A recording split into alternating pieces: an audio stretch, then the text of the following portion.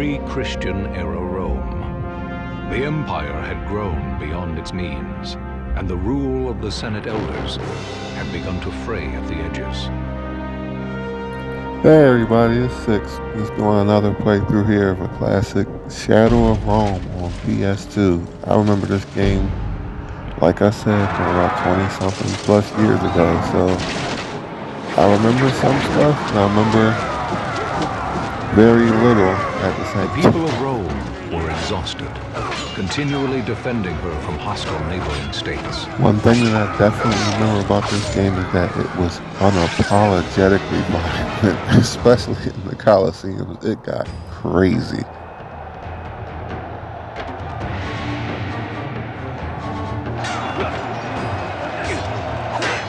As the power struggle ensued in the political arena, the quality of Roman life declined. The empire was racked by chaos. It was then that a great man appeared and changed the fate of Okay, Rome. well, see, yeah, that's probably the most PG part you'll see in the game. Julius Caesar, the most celebrated hero Rome had ever seen. One after another, disturbances were squelched and discontent alleviated under his competent dominion. With the rule of Julius Caesar, all who inhabited Rome waited hopefully for the coming of the Pax Romana, or peace of Rome. Would that have honestly even happened with all the tribes surrounding Rome? I don't think so. But it was not to last. Despite her citizens' wishes, Rome was once again sucked into the vortex of violence and destruction. And like I said, goodness gracious, that, see what I mean? Yes, it's way worse than that. I'm talking about like really worse. It's just crazy because the crowd is, first of all, it's packed in there. The crowds are like celebrating and all this violence. It's just insane.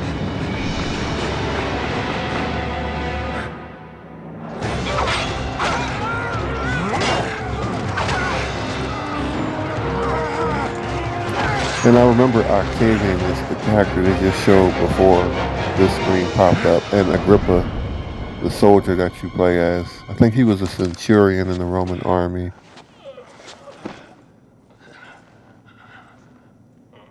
Et tu, Brute. So it's supposed to be a fictional retelling of the story of Julius Caesar, his death, and what happened afterwards. And I do remember this being a really, really good game, but it was really, really, really under the radar. So I just wanted to put this up, do a full playthrough of this, and showcase it so more people can see. Because this game was really, really good.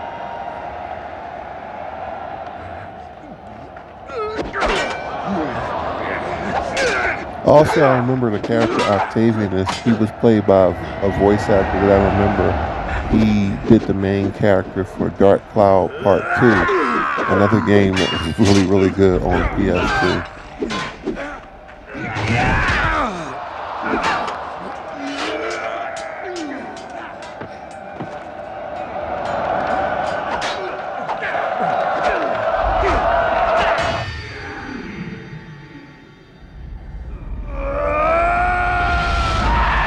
They made this thing really tame on there.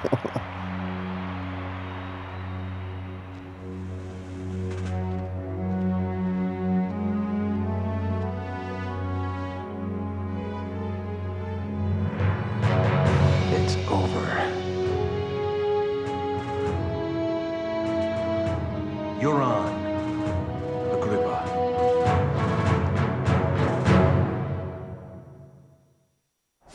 My man got skills.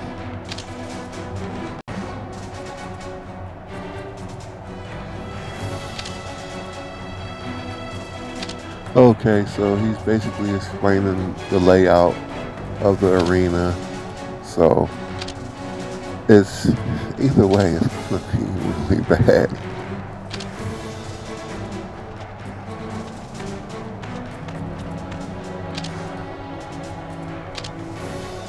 Yeah, ain't no reason to have a conversation with these guys. We're all going to to the slaughterhouse.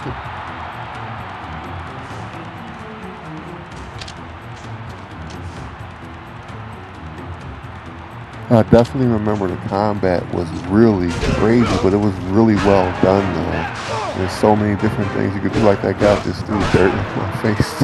You weren't trying to win. You don't want to get slaughtered in this place. All different types of weapons. They had the meter on the side. You can appeal to the crowd and it'll throw out weapons depending on how high your meter is. You can block, dodge weapons, and you can use both hands. I think you can grab items and replenish your health. It was just so much stuff.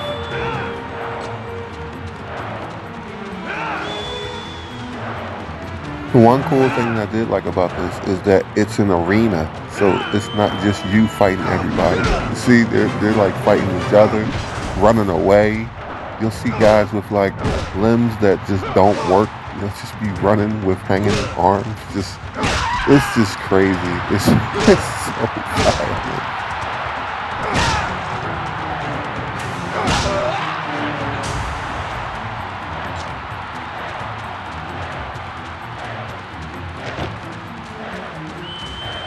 The crowd ain't helping to like egging you on. They love this type of stuff. It's crazy.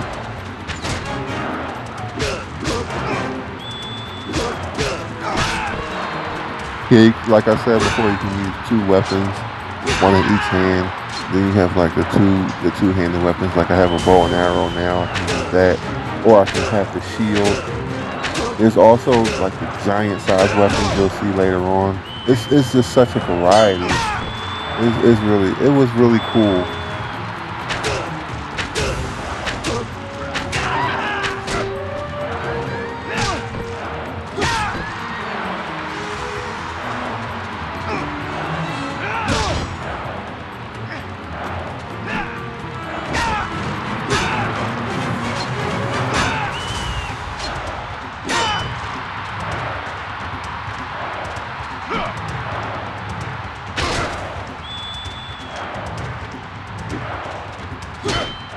Ah, yeah, I forgot too. If you overuse the weapons, they'll eventually break. So that's another thing. Okay, I think he's gone. So time to go to the last part, the last room, the one he said was a surprise.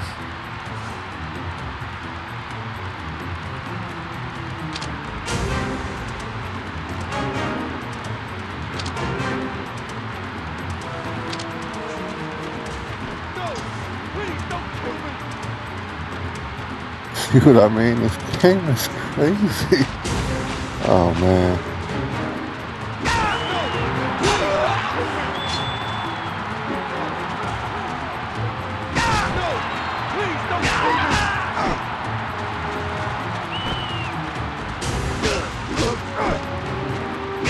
See, these dudes are supposed to be getting executed, and it's crazy. They're making you do. Oh. They're making you do it, and then on top of that, their arms are broken, so they can't even fight back.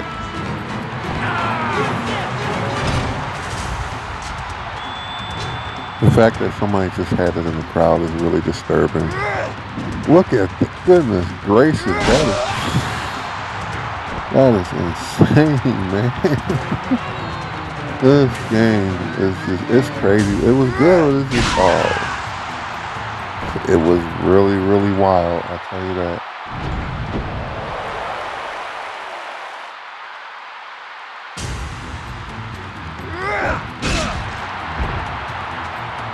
Goodness gracious, that guy huge and he got knocked to the side. That's telling you how crazy these weapons are. There's no joke, man.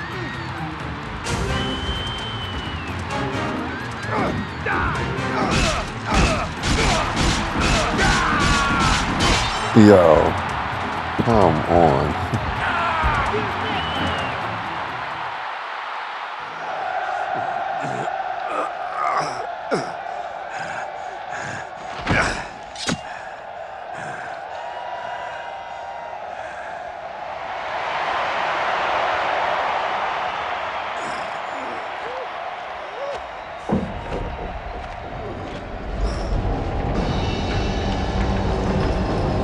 Uh-oh.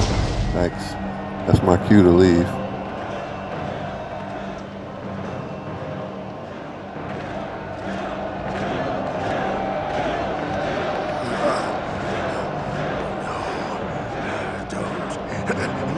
Please.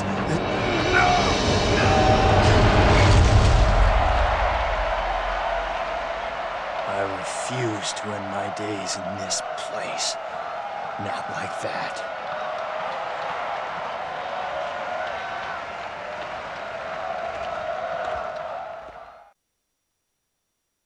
Yes. So insane.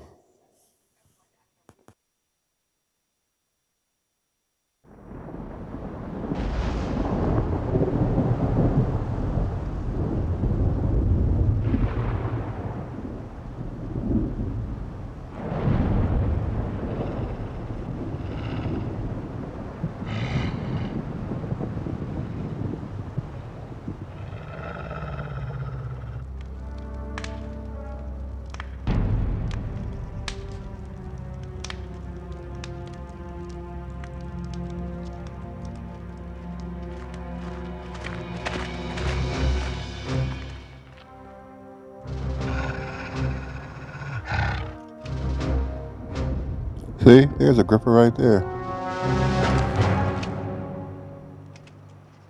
Looks like they stumbled upon an enemy camp, so figuring out what's going on.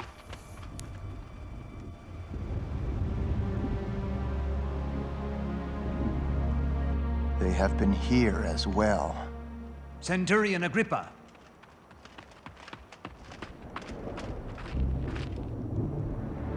There is no doubt of it. It is certain that it belonged to a Roman messenger, sir. So, they have been captured.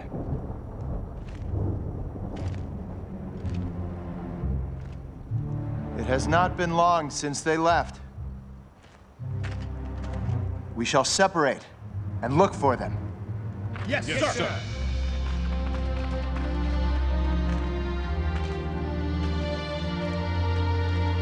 I remember there were other parts of this game as well besides just the Colosseum, like the part you had to do with Octavianus, and then also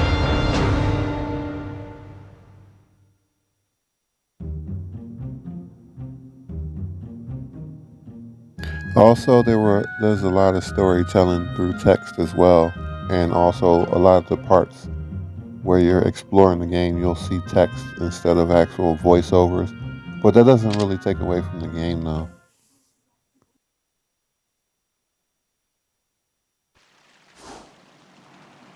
Okay, so I guess it's time to explore this camp. And just what I thought, I figured it might have been the Germanic tribes that they were dealing with, at least on this particular part of the game. Because I kind of remember learning about that in history class.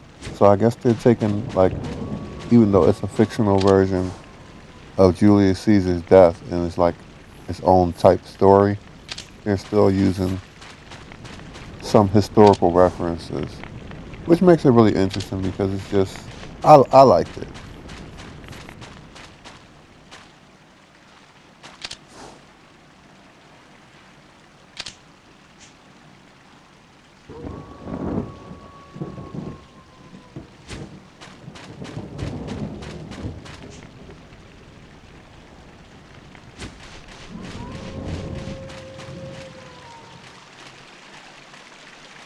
Oh yeah, you know these guys are far from home.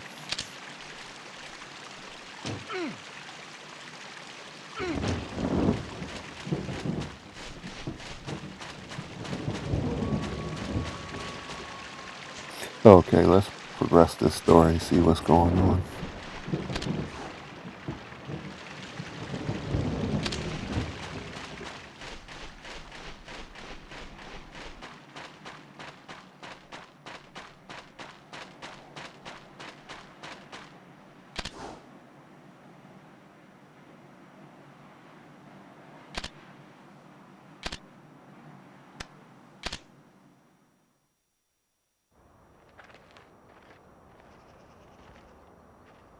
That is enough.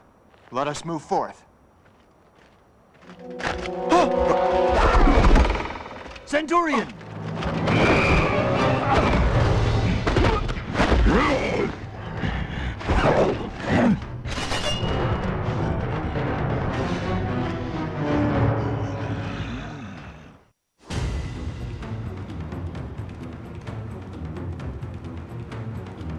good thing I got a quick refresher in the arena, so now I can defend myself outside.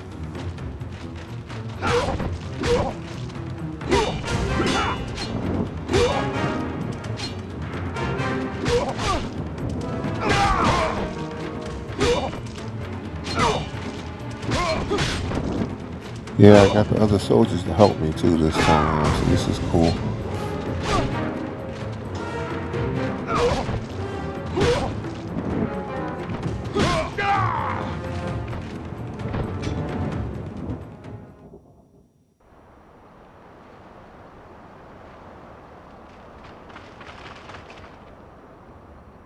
It's the enemy's fort. They must be close.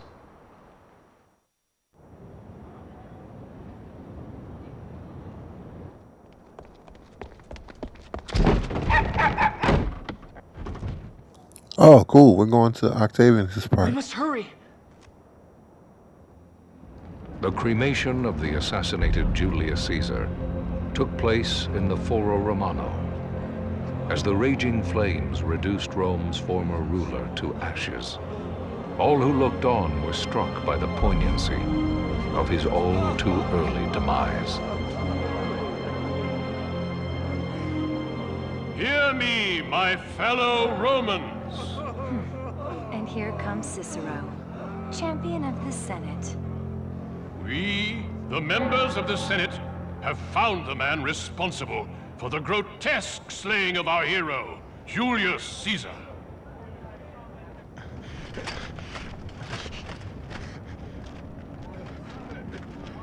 It is the traitor of Rome, Vipsanius. Vipsanius!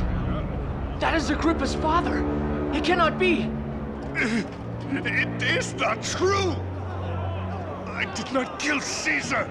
I would never do such a thing! Silence, men of Rome! I shall now announce the successor to the hero Julius Caesar, the man who shall ascend as the just ruler of our great nation.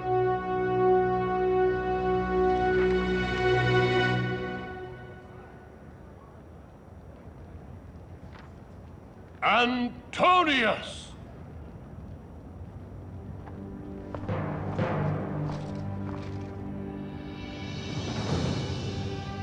People of Rome, as Caesar has expressed in his will, I, Antonius, shall step up as his rightful successor. I shall hereby take up an oath on my honor to dedicate my life to the glory of Rome! I cannot believe that Vipsanius would do such a thing. It's so fishy.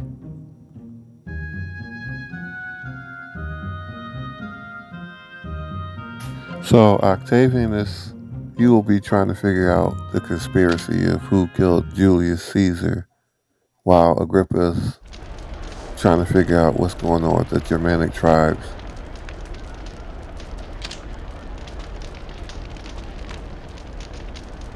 So, if I remember correctly, yeah, Octavianus goes around, he speaks to different people, he's actually doing the stealth missions part of the game, where he's going around and trying to figure out what exactly happened and overhearing people's conversations, getting documents and stuff like that. And Agrippa's section is basically the combat section, from him being outside of Rome fighting and until he becomes a gladiator, he's fighting. So it's kind of split into two.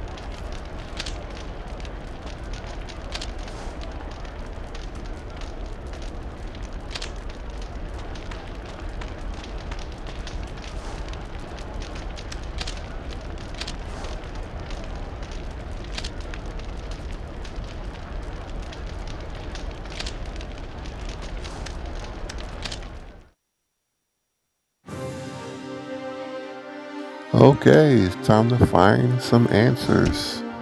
Hopefully we can do that.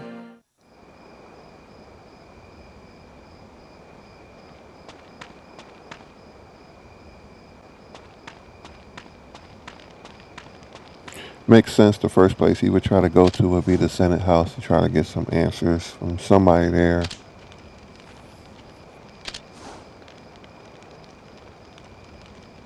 Also, like he said during the Julius Caesar's funeral, he said that Vipsanius is Agrippa's father, so they know each other already. They're probably already friends. So he's going to try to figure out what exactly happened.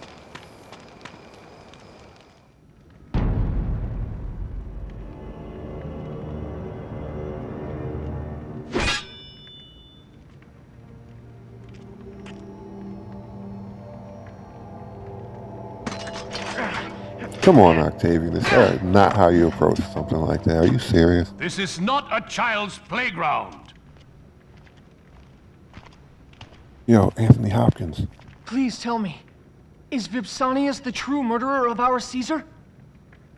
What a strange question you ask, boy. What is your name?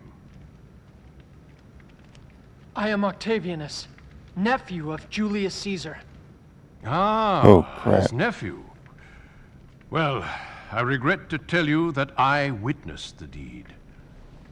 Vipsanius had Caesar's blood on his hands. We shall know more tomorrow after the Senate meeting. Go home now. Okay, first thing that makes me think is that this kid is in danger automatically. He's a blood relative of Caesar.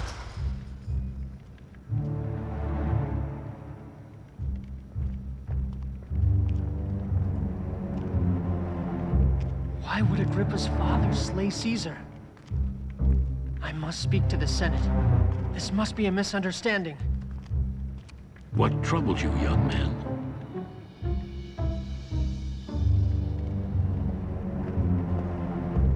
Who are you?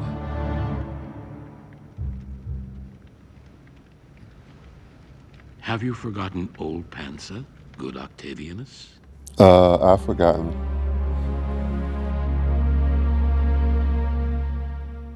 Also, the voice actor that I mentioned for Octavianus, his name is Scott Menville. He does so many different voice work, but I think the most popular one was him of Robin in Teen Titans.